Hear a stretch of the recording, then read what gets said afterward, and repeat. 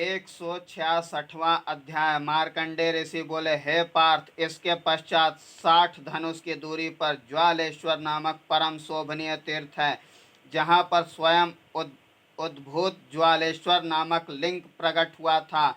भृगु क्षेत्र में कालाग्नि रुद्र स्थित है।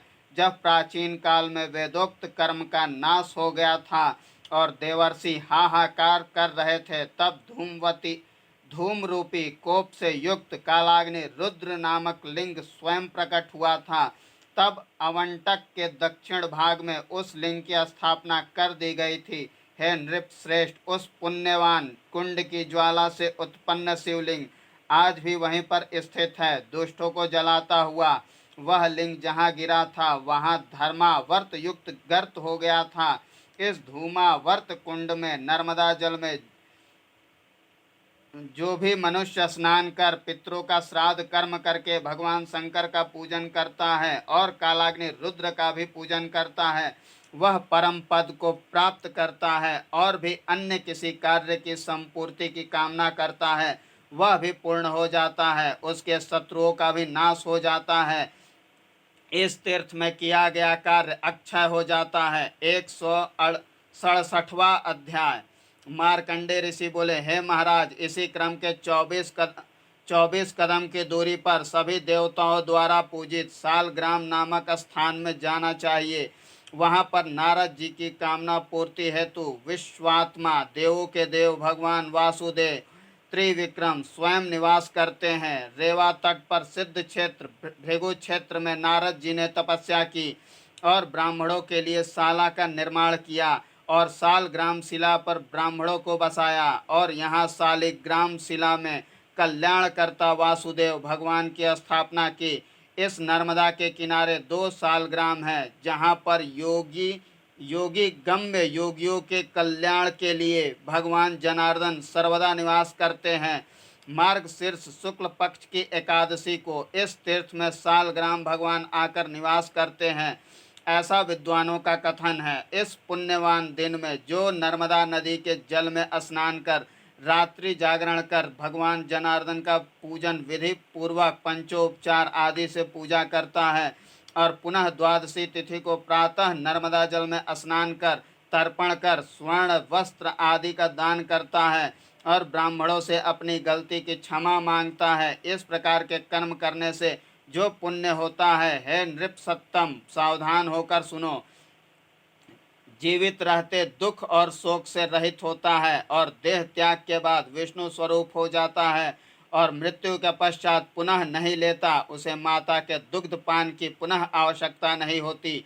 जो नर्मदा जल में स्नान कर सालग्राम भगवान का दर्शन करता है और वह ब्रह्म हत्यादि दोष से नारायण का नाम स्मरण से ही मुक्त हो जाता है। जो व्यक्ति संन्यास लेकर यहाँ निवास करता है, वह सांख्य प्रधान योगी तुरीय पद को प्राप्त करता है। 168वां अध्याय।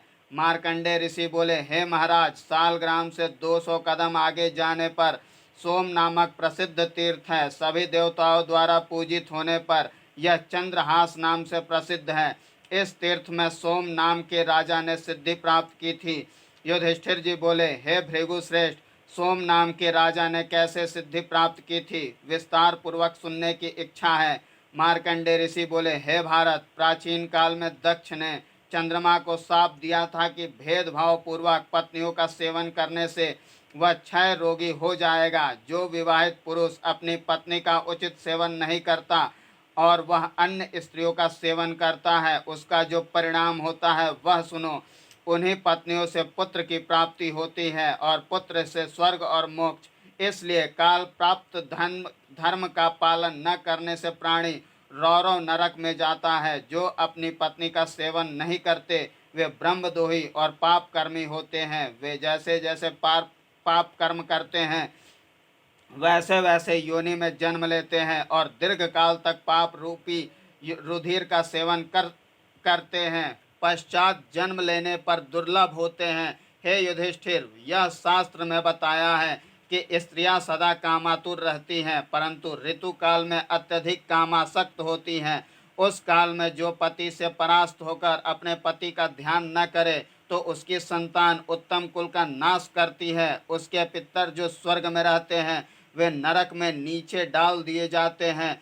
और उस स्त्री को उल्टा कहा जाता है। पत्नी के ध्यान या बुलाने पर ग्राम्य धर्म का सेवन न करने से नक्षत्रपति चंद्रमा को साप के कारण क्षय रोग हो गया था। वह नागलोक को त्याग कर मृत्यु लोक आया। कर्म भूमि भारतवर्ष में आकर अनेक पुण्यवान तीर्थों में भ्रमण करता हुआ सर्व पाप विनाशनी नर्मदा नदी के किनारे आया और अनेक प्रकार उपवास व्रत दान आदि करते हुए 12 वर्ष तक महादेव भगवान शंकर की स्थापना कर पूजन की। सर्व पाप विनाशक दूसरे शिवलिंग की स्थापना भृगु क्षेत्र में की थी। वहां से वह प्रभा के साथ सोमलोक में गया। यहाँ स्थापित महादेव की जितने वर्ष तक पूजन की जाती है उतने हजार वर्ष तक वह सोमलोक में पूजित होता है। इसलिए इस मृत्यु लोक में जो विधि पूर्वक स्थापना कर पूजन करता है उसे अक्षय पद प्राप्त होता है। इस प्रकार सोम नामक तीर्थ में जो स्नान कर देवों के ईश्वर महादेव का पूजन करता है वह भूलोक में सोम के समान प्रिय दर्शन राजा होता है। वहाँ स्थित चंद्रहास में स्नान करके मनुष्य द्वादशी तिथि को घृत शक्कर से, चतुर्दशी को दूध से, त्र्यंबक भगवान की पंचोपचार से पूजन करे, हवन क्रिया करे और शेष हवि को स्वयं खाए तो वह सभी रोगों से मुक्त हो जाता है। जो 7 सोमवारों को यहाँ आकर स्नान कराता है, भगवान शिव का पूजन करता है, वह सभी तरह के पाप से मुक्त हो जाता है। इस क्षेत्र में सोमवार को किया गया स्नान, दान आदि शुभ अथवा अशुभ कर्म अक्षय हो जाता है। पश्चिम दिशा में सागर के समीप जो सोम नामक तीर्थ है उनके दर्शन पूजन आदि का जो फल प्राप्त होता है वही फल नर्मदा के किनारे सोम तीर्थ में स्नान पूजन करने से प्राप्त हो जाता है। इस तीर्थ में 10 विध स्नान का विधान बताया गया है। जो 10 विध स्नान करता है वह मुक्त हो जाता है। यहाँ पर जो संन्यास ग्रहण करता है वह संसार के आवागमन से मुक्त हो जाता है। 169वां अध्याय। मार्कंडेय ऋषि बोले, हे युधिष्ठिर, सोम तीर्थ से 200 धनुष की दूरी पर वराह नामक प्रसिद्ध तीर्थ है जिसे सत्पुरुषों ने मुक्ति देने वाला कहा है। युधिष्ठिर जी बोले, हे मुने, आप यह बताएं कि भगवान ने वराह का रूप क्यों धारण किया था, यह हमारी जानने की इच्छा है। मार्कंडेय ऋषि बोले, हे महाराज, आदि कल्पों में शेष साई भगवान हरि क्षीर सागर में जागृत अवस्था में सुख पूर्वक विराजमान थे। लक्ष्मी जी अपने दोनों कर कमलों से भगवान के चरण कमलों का सम्मान बढ़ा रही थी। उसी समय देवेश निद्रालु हो गए और वसुंधरा भाराक्रांत हो गई। हे पार्थ, तब देवताओं के पास जाकर पृथ्वी बोली कि मैं रसातल में चली जाऊंगी। यह सुनकर देवता उद्विग्न होकर भगवान श्री जनार्दन के पास जाकर जगतपति की स्तुति करने लगे और बोले, देवता बोले, हे प्रभु, हमें दुख या कष्ट से उबारो। हे देवेश, देवताओं के दुख हरता, गिरीश के वंदनीय काम पिता, आपको नमस्कार, आप पृथ्वी की रक्षा करें। इस प्रकार नाना प्रकार से गुणानुवाद करते हुए स्तुति की। मार्कंडेय ऋषि बोले, हे पार्थ, देवताओं के स्तुति करने पर भगवान विष्णु बोले, हे देवताओं, तुम यहाँ क्यों आए और क्या कार्य है, आने का कारण बताओ। देवता बोले, हे ऋषिकेश, यह पृथ्वी ही प्राणियों को धारण कर रही है, यही भार से डूबी जा रही है, अर्थात रसातल में जा रही है। कृपया इसका उद्धार कर लोक की रक्षा करे और लोक व्यवस्था सुस्थिर करे। जब सभी देवताओं ने कहा तब भगवान परमेश्वर केशव यज्ञमय विभु ने पिंगल नेत्र और करल लंबी दाढ़ों वाले वराह का रूप धारण कर अनंत भगवान ने दंष्ट्राग्र से पृथ्वी को ऊपर उठा लिया और समुद्र की मेखला बनाकर पर्वतों वनों सहित स्थापित कर भगवान ने पृथ्वी का उद्धार किया। भगवान ने अपना स्वरूप भी नर्मदा के उत्तर भाग में 5 प्रकार से दिखाया था। उनमें से प्रथम कोरिला पीठ में, द्वितीय योधनीपुर में, तृतीय असुरों को मोहित कर मोहिनी रूप में जिसे लिंक कहते हैं, चतुर्थ विश्व की रक्षा उत्पत्ति संहार रूप शशि प्रभ जिसे साध्वल भी कहते हैं और जगत का उद्धार करने की दृष्टि से भृगुकच्छ में पंचम वराह रूप में प्रकट किया था। इस प्रकार पांडुनंदन वराह रूपधारी के 5 स्वरूपों का वर्णन किया, जिनके दर्शन मात्र से तत्काल ब्रह्म हत्या का दोष दूर हो जाता है। ज्येष्ठ के महीने के विशेष कर शुक्ल पक्ष के एकादशी को, दशमी को पूर्व में ही जाकर सायंकाल अल्पाहार लेकर रात्रि जागरण कर प्रातः उषा काल में उठकर नर्मदा जल से स्नान कर देव ऋषियों का तर्पण कर ब्राह्मणों को गौ का दान, अहंकार का त्याग कर ब्राह्मण भोजन कराए और स्वयं उपवास करे। शक्ति क्षीण होने पर फलाहार लेकर विष्णवे नमः का जप स्मरण करे, स्वर्ण अस्वादि का दान भी करे, तो उसके ब्रह्म हत्या, सुरापान, गुरु कन्यागमन, स्वपुत्री गमन, पितृभार्यागमन अर्थात संपूर्ण जन्म भर का किया गया पाप का नाश हो जाता है।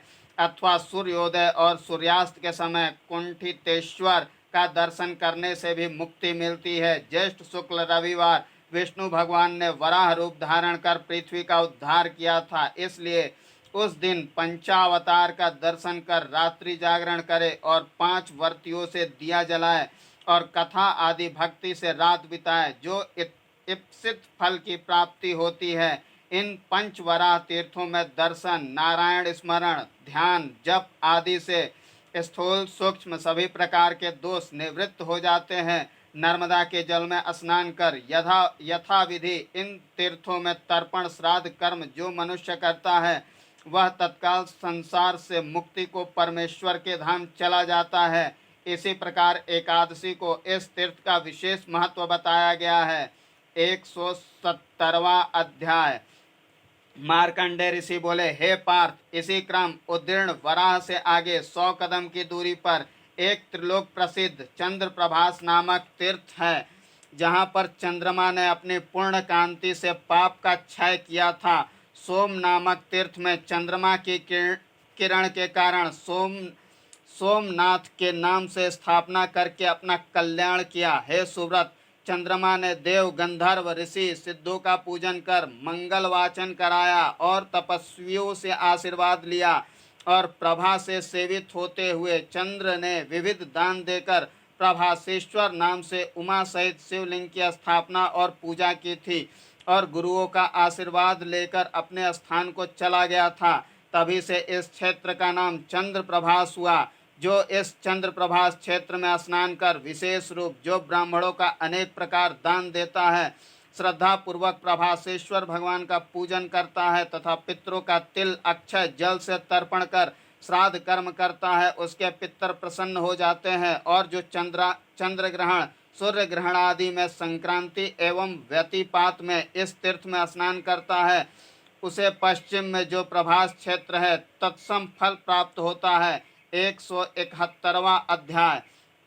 मार्कंडेय ऋषि बोले, हे पार्थ, चंद्र प्रभास से 10 दंड आगे एक शुभदायी तीर्थ है, जिसके दर्शन मात्र से मनुष्य ऋण से मुक्त हो जाता है। 100 वर्ष पहले 12 आदित्यों ने परमेश्वर की यहाँ पर आराधना की थी और परम सिद्धि प्राप्त की थी। सिद्धि प्राप्ति की कामना वालों ने इसे सिद्धेश्वर तीर्थ कहा है। युधिष्ठिर जी बोले, हे द्विजोत्तम, किस कारण आदित्यों ने उग्र तप किया था? सिद्धेश्वर नाम कैसे प्राप्त हुआ, कृपया बताइए। मार्कंडेय ऋषि बोले, हे राजन, ब्रह्मा के मानस पुत्र मरीचि थे। मरीचि के कश्यप और कश्यप के 12 पुत्र, ये ही 12 आदित्य कहलाए। इनके नाम ये है: इंद्र, धाता, भृगु, त्वष्टा, मित्र, वरुण, विश्वान, सविता, पूखा, अंशुमान और विष्णु। इन 12 को भास्कर पद मिला था। नर्मदा जी के किनारे सिद्धेश्वर में इन्होंने उग्र तप किया था, जिससे इन्हें परम सिद्धि मिली और इनका 12 आदित्य नाम रखा गया। हे नृपोत्तम, यहाँ पर सनकादि ने भी तप किया था। भगवान पार्वती पति की कृपा से योग सिद्धि प्राप्त की थी। यहाँ पर महेश्वर लिंग रूप में साक्षात रूप से प्रकट हुए थे। तभी लिंग स्वरूप की पूजा की गई और नमस्कार प्रणाम किया। तभी से सिद्धेश्वर के नाम की प्रसिद्धि हुई। पहले भगवान सिद्धेश्वर की ख्याति थी, बाद में उन्हीं के पास में 12 आदित्य ने महान तप किया और भगवान सदाशिव की आराधना की और सिद्धि प्राप्त की, और इन्हीं आदित्यों ने अपने अंशों की अलग अलग स्थापना कर इस तीर्थ का नाम 12 आदित्य तीर्थ रख दिया। सिद्धेश्वर के पास निवास करने से सभी कामनाओं की पूर्ति होती है। जब प्रलय होने जा रहा था तब 12 आदित्यों ने, जैसे इंद्र ने पूर्व दिशा में, धाता ने अग्निकोण में, भृगु ने दक्षिण में, त्वष्टा ने नैऋत्य कोण में, वरुण ने पश्चिम दिशा में, मित्र ने वायव्य कोण में, अर्यमा ने उत्तर दिशा, विवस्वान ने ईशान कोण में, ऊर्ध्वलोक में सविता ने, अधोलोक में पूखा ने तप किया। अंशुमान एवं विष्णु वहां से चले गए थे। इधर उधर घूमने से यह जगत को दग्ध करते रहे। उसी प्रकार से ये 12 आदित्य भक्तों के दोषों को जलाकर शुद्ध कर देते। जो मनुष्य प्रातः उठकर स्नान कर 12 आदित्य का नाम लेकर सूर्य का भक्ति से दर्शन करता है, उसका भी फल सुनो। मानसिक, वाचिक, शारीरिक पूर्व में कृत पाप कर्म नष्ट हो जाते हैं। जो इनकी प्रदक्षिणा करता है मानो उसने सप्त द्वीपा पृथ्वी की परिक्रमा कर ली। जैसे कुरुक्षेत्र में 7 सप्तमी की उपासना कर जो फल मिलता है वही यहाँ पर प्राप्त हो जाता है। जो रविवार की षष्ठी तिथि को सायं 12 सूर्य का दर्शन करता है, विशेषकर जो माघ महीने की शुक्ला सप्तमी को उसे आरोग्य की प्राप्ति होती है, वह 7 जन्मों तक धनवान रहता है। जिस प्रकार कमल पत्र पर जल की बूंद नहीं ठहरती, उसी प्रकार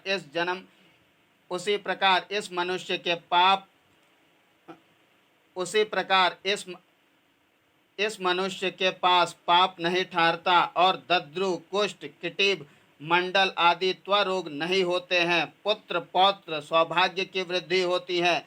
172वां अध्याय। मार्कंडेय ऋषि बोले, हे राजन, द्वादशादित्य से 10 दंड की दूरी पर तिष्यंग नामक सिद्धि प्रदाता सिद्धेश्वर की लोगों ने पूजा की थी। आदि कल्प में स्वयं परम श्रेष्ठ शिवलिंग का उद्भव हुआ था। यहाँ पर जो मनुष्य स्नान कर पितरों का तर्पण कर संतुष्ट करता है और भगवान की 19 वर्ष तक आराधना करता है, उस पर भगवान शंकर प्रसन्न होकर अति दुर्लभ सांकर पद प्रदान करते हैं। हे पार्थ, यहीं पर द्वादशादित्य को सिद्धि देने के लिए जगत की माता पार्वती ने सिद्धेश्वरी के रूप में प्रकट होकर सिद्धि प्रदान की थी। उस समय देवताओं ने माँ की अनेक प्रकार से पूजा अर्चना की थी। अतः इस स्थान पर यथाशक्ति बलि देने, दीपदान करने से मनुष्य की कामना पूर्ति, कार्य सिद्धि अवश्य होती है। मार्कंडेय ऋषि बोले, हे राजन, सिद्धेश्वरी तीर्थ से 10 दंड आगे जाने पर तीर्थों में श्रेष्ठ तीर्थ है, जो भुक्ति एवं मुक्ति दोनों का प्रदाता है। इस तीर्थ की स्थापना कामधेनु ने की थी। नर्मदा नदी के उत्तर किनारे पर भृगु क्षेत्र के मध्य में सर्व पाप नाशक यह तीर्थ कपिलेश्वर नाम से प्रसिद्ध है, जिसका वर्णन आदि काल से देव पुराणों में पढ़ा जाता है कि भगवान वासुदेव जगन्नाथ ही कपिल के रूप में अवतरित हुए हैं। अतल से सुतल और उसके नीचे वितल है, इससे नीचे गस्तीमत, इससे नीचे तामिस्त्र, अंधतामिस्त्र, पाताल 7वां लोक है। मैं इनका वर्णन करता हूँ, सुनो। नीचे 7 लोक है, यही नरक कहे गए हैं। हे महीपते, जो प्रमाण ऊपर है वही नीचे है, ये नीचे कूपकार स्थित है। इन प्रत्येक लोक का तत्वदर्शियों ने प्रमाण भी 10,000 योजन बताया है। इनकी दलांतर नेमी 1000 योजन की है और त्रिज्या का प्रमाण 9 योजन है। सबसे ऊपर महातल है, जो दिव्य स्थान है। यहाँ के देव नागराज हैं। वह भगवान मुचुकुंद अनंत धाम राजा बलि है। इसके पश्चात शिलामय भूमि वाला रसातल है। वासुकी नागराज का यहाँ निवास है। यहाँ दानवधिपति पुलोमा रहता है और सुपर्ण आदि दैत्यों का भी निवास है। पश्चात तलातल है, यहाँ नागो तक्ष को रहने का स्थान है। यहाँ पर दानवाधिपति नीलय, विरोचन, हिरण्याक्ष आदि रहते हैं। पश्चात सुतल लोक है, यहाँ की भूमि पीतवर्णीय है। यह भूमि मृतिकामय है। यहाँ असुराधिपति कालनेमी का निवास स्थान है। चारु चामीकर आदि भी निवास करते हैं। पश्चात तिल नामक पाताल लोक है, यह कमलमय भूमि है। यह मदांतक नाम के असुर का निवास स्थान है। पश्चात वितल लोक है, यह शुक्ल वर्ण का है। यहाँ का कम्बलाश्वतर नाम के 2 नाग रहते हैं। यहाँ हयग्रीव आदि बड़े बड़े जंतु है। बड़े बड़े असुरों का भी निवास है। यहाँ की भूमि काले वर्ण की होने से इसे पाताल वर्ण के नाम से कहा गया। यहाँ पर शुक, कर्ण, महानाग आदि का निवास है। उसके नीचे गभस्ती मत, बौर तामिस्त्र और अंध तामिस्त्र है। यहीं पर सत्य पुराण पुरुष का निवास है। वहीं ब्रह्मा है, विष्णु है और शंकर है, जो ब्रह्मवादी सिद्धों द्वारा पूजित हैं। हे राजेंद्र, यहाँ जगत गुरु कपिल का भी निवास है। ब्रह्मा के पुत्र नारद जी लीला रूप से इधर उधर से घूमते हुए यहाँ आए, जिनके प्राण प्रिय श्रीमान विष्णु भगवान हैं। नारद जी बोले, मैंने संपूर्ण जम्बू द्वीप में भ्रमण किया, भारतवर्ष के प्रसिद्ध से प्रसिद्ध अनेकों तीर्थों में गया, अपनी दृष्टि से नदियों एवं वहाँ के लोगों को देखा। उसमें विंध्य पर्वत से गुजरती हुई देवराज इंद्र को भी दुर्लभ स्थान सप्तक में नर्मदा जी को देखा।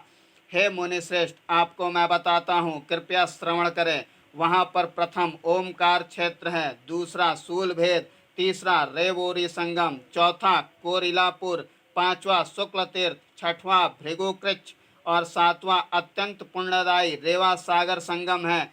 यही तीर्थ के रूप में जाने जाते हैं। अनेक ऋषियों ने आपके लिए उचित स्थान दिया है और अत्यंत पुण्यवान जानकर उस स्थान को भृगु स्थल तीर्थ नामकरण कर दिया। सभी सिद्ध ऋषि, इंद्र, गणेश्वर आदि सभी को ज्ञात हो गया कि आप यहाँ पर निवास कर रहे हैं, अतः सभी ने वहाँ अपना अपना स्थान बना लिया, इसलिए इनका अत्यधिक महत्व है।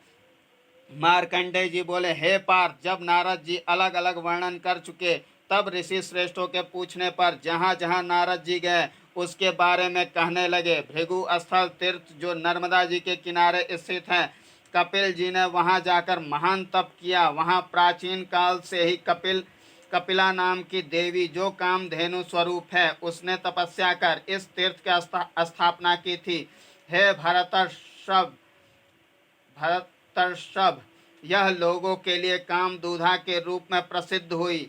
यह भगवान महेश्वर की कृपा के कारण चक्रेश्वर तीर्थवासी, जो पुराणों में कपिल आदि देव के रूप में वर्णित है, उन्होंने हजारों दिव्य वर्ष तक महेश्वर की आराधना की। तब साक्षात महेश्वर जी प्रकट होकर मुनि से बोले, ईश्वर बोले, हे मुने, जो तुम्हारी इच्छा हो मांग लो, मैं तुम्हें निश्चित रूप से दूंगा। कपिल जी बोले, हे महादेव, मैं इस भृगु कच्छ में इच्छा पूर्ति करने वाला अपने नाम से आपकी स्थापना कर कपिलेश्वर तीर्थ की स्थापना करना चाहता हूँ। यदि आप मुझ पर प्रसन्न है तो आप भी यहाँ निवास करें और लोग आपकी पूजा करें। इस प्रकार हे राजन, यहाँ पर जो मनुष्य स्नान कर भक्ति पूर्वक आपकी प्रसन्नता हेतु एक बार, दो बार या तीन बार नित्य जो आपकी पूजा करे, उसका पुनः इस घोर भाव सागर में जन्म नहीं हो, अर्थात आवागमन नहीं हो। मार्कंडेय जी बोले, इस प्रकार भगवान महेश्वर तथास्तु का वरदान देकर अंतर्ध्यान हो गए। कपिल ऋषि ने सुंदर लिंग रूप से में देवेश भगवान शंकर की स्थापना की, तभी से इसका नाम कपिलेश्वर है। इसलिए इस तीर्थ में जो स्नान कर परमेश्वर की पूजा करता है, वह 1000 गौदान का फल प्राप्त करता है, और जो ज्येष्ठ महीने के शुक्ल पक्ष की चतुर्दशी को विधि पूर्वक स्नान कर भक्ति पूर्वक कम या अधिक दान करता है, वह अक्षय फल प्राप्त कर शिवलोक में निवास करता है। जो मनुष्य मंगलवार की चतुर्थी और नवमी को स्नान कर भगवान की पूजा करता है, उसे परम ऐश्वर्य, अतुल सौभाग्य, संतति की प्राप्ति होती है। अमावस्या एवं पूर्णिमा तिथि को स्नान कर पिंडदान करने वाले के पितर तृप्त हो जाते हैं।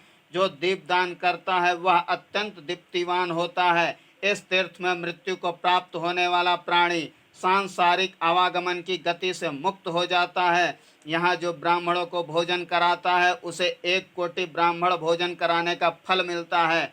173वां अध्याय। मार्कंडेय ऋषि बोले, हे पार्थ, कपिलेश्वर तीर्थ से 12 दंड दूर त्रिविक्रम नामक तीर्थ है। यह तीर्थ दानवेंद्र बलि के यज्ञ विध्वंस के पूर्व ही स्थापित था। त्रिविक्रम भगवान अपने भक्त दानों के कर्म की विडंबना को देखकर पाताल में गए। भृगु के द्वारा तपस्या करने पर भगवान विष्णु यहाँ तप के लिए पधारे। भगवान विष्णु ने भगवान धूर्जटी की बहुत दिन तक आराधना की। भगवान विष्णु भृगु के द्वारा पूजित होकर अपने लोक को गए। इसलिए इस तीर्थ का नाम त्रिविक्रम तीर्थ हुआ। इस तीर्थ में जो मनुष्य स्नान कर पिनाकिन की पूजा करता, दीपदान यथाशक्ति ब्राह्मण भोज देता है, वह करोड़ों वर्ष तक शिवलोक में निवास करता है और विष्णु लोक में देव गंधर्वों से पूजित होता है। जो 12 वर्ष तक तिलोदक से अर्पण कर श्राद्ध कर्म आदि करता है, उसके पितर तृप्त हो जाते हैं।